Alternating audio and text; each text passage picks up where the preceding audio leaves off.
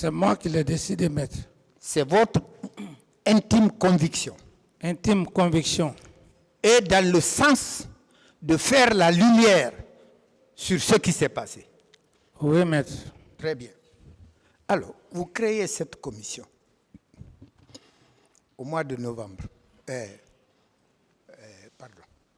Au mois de septembre, aussitôt après les événements. Septembre, octobre, est-ce que, à votre connaissance, cette commission avait procédé à des interpellations? Non, maître. Vous ne connaissez pas de personnes interpellées encore par cette commission parce qu'elle était simplement en train de se mettre sur place. Oui, maître. De s'organiser. Oui, maître. Très bien. Alors, dès le 3 décembre, vous recevez une balle dans la tête. Vous quittez le pays. Curieusement, vous quittez au même moment que votre agresseur. N'est-ce pas?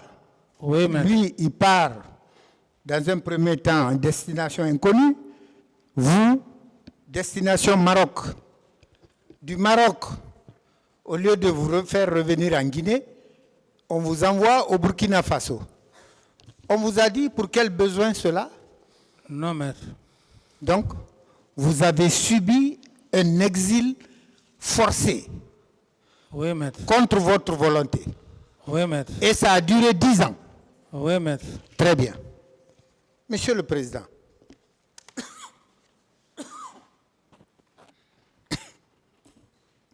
pendant que vous n'étiez pas là, cette commission, semble-t-il, a évolué. Puisque s'il faut s'en tenir aux lectures faites de part et d'autre, c'est-à-dire du parti civil et la défense de M. Diakité, qu'à la page 9 du rapport final, il est dit l'impossibilité. Tenez bien, impossibilité d'auditionner le président Dadis et le commandant Toumba. Impossibilité ne veut pas dire refus d'auditionner Toumba et Dadis. Impossibilité, le mot, l'adverbe impossibilité, selon vous, tient à quoi? Votre volonté ou le fait que vous soyez tous les deux absents du pays? Absent du pays. Vous étiez tous deux absents du pays. Oui, maître.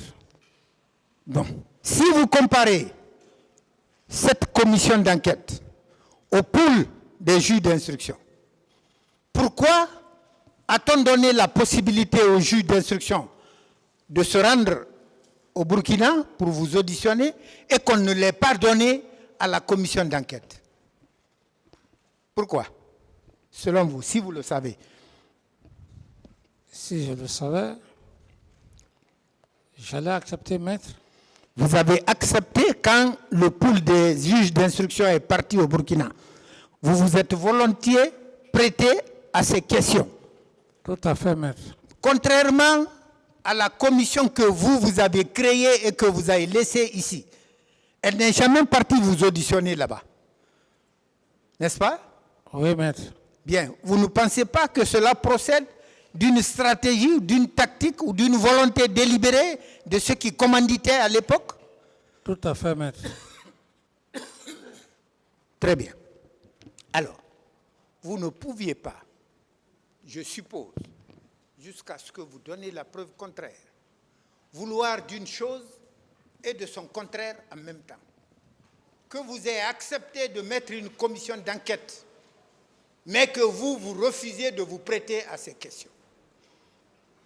Encore que, nulle part dans le rapport de la commission, une allusion quelconque, si petite soit-elle, n'est faite à M. Moussa Dadis Camara en tant qu'auteur de tel ou de tel fait. Bien. Ceci dit,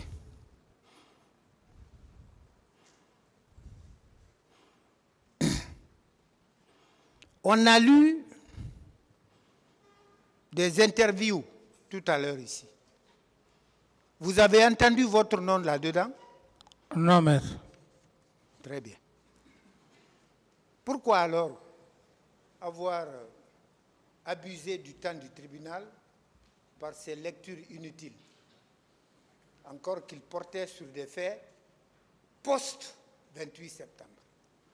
Tout à fait inutile, maître. Bien. Monsieur le Président, en votre âme et conscience, vous ne pensez pas que on cherche coûte que coûte à vous faire rentrer dans une construction qui n'est pas faite à votre taille? C'est ça, maître. C'est ce que je dis. Ils n'ont aucune preuve. Ils font des montages. Ils peuvent même payer des gens, maître. Payer des gens. J'en viens, Monsieur le Président. J'en viens. Ce qui m'intéresse pour le moment, puisque sur le plan de la présence au stade, il n'y a pas de possibilité de vous accabler. Sur le plan des instructions données, il n'y a aucune possibilité de vous accabler. Il faut donc chercher par tous les moyens pour ne pas que vous vous en sortiez. Oui, maître. Vous avez compris ça? J'ai bien compris, maître. C'est pour ça, par l'effet des audiences, je salue le fait que le dadis de ces premiers jours de comparution n'est plus celui-là qui est maintenant en face. La sagesse, entre-temps, s'est emparée de vous et désormais guide aussi bien vos attitudes que vos paroles. C'est aussi ça le rôle éducatif d'un procès, Monsieur le Président. Alors,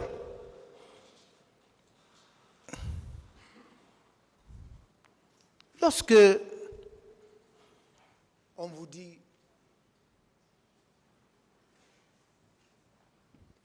que pour mettre un terme à ce procès, il vous aurait fallu, dès les premiers jours, venir demander pardon.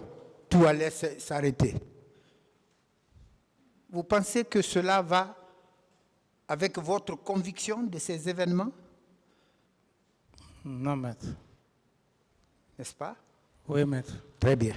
Vous aimez souvent donner l'exemple d'un père de famille dont l'enfant sortirait sans qu'il n'ait su, sans que le père de famille soit au courant que l'enfant est sorti. Cet enfant va faire des gaffes, ou du moins cet enfant est reconnu ou est accusé d'avoir fait des gaffes. Quand on revient vous voir en tant que chef de famille,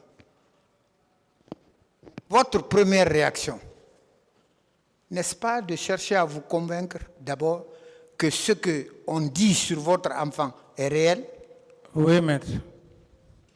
C'est une fois que cela est irréfutable, établi de façon irréfutable que c'est lui l'auteur, que vous, en tant que père de famille, pour un adolescent mineur, vous devez réagir, n'est-ce pas? Oui, maître. Très bien. Dans l'armée dont on vous attribue le commandement en chef, la chefferie suprême, quel est le seul militaire de l'armée régulière qu'on vous a présenté ici, ou dont on a dit le nom ici, avoir tiré sur la foule? C'est lequel? Si ce n'est pas Toumba qui est parti au stade. Très bien. Monsieur le Président, vous, en tant que militaire, officier de surcroît, vous avez une idée sur le comportement des militaires.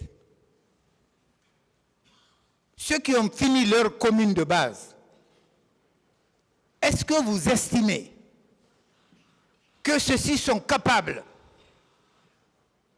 au sein d'une foule en détresse, comme c'était le 28 septembre, prendre une femme, enlever le pantalon et se mettre à violer en public? Ça m'étonnerait humainement.